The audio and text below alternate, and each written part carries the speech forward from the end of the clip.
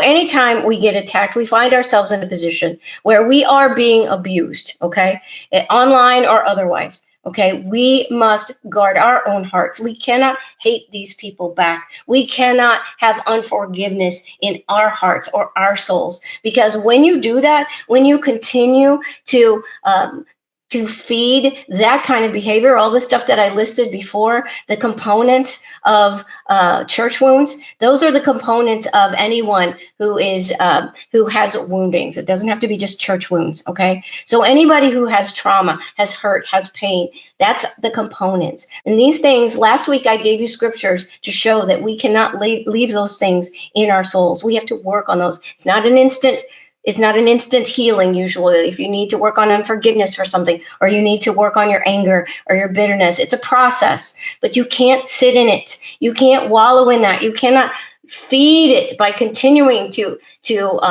congregate with these other people who have the same kind of wounds and hate and be hateful together and go out like some kind of mob attacking everybody that you disagree with.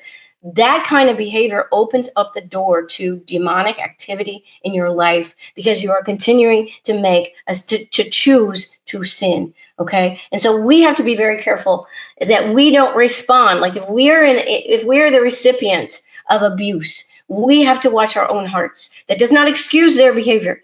That their behavior is between them and God. Okay. And God will deal with your abuser. Okay. But we have to guard our own hearts to make sure that we are not feeding our woundedness, that we are giving that hurt to God, that we are allowing him to work on our hearts and heal us as well. So in unforgiveness, man, if you've been abused, I grew up in an abusive home with an abusive mother, and I have worked for years and years and years to come to a place where I can forgive her. And I've come so far. God's healed me so much, but still every once in a while, there are things that happen, triggers, right? You know, the triggers.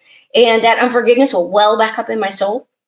And I don't entertain it. I don't sit and, oh yeah, she did that. No, I refuse to let my mind go there. And I give it immediately to God. God, please work on my heart. I give you this unforgiveness. I don't want this in my soul, Lord.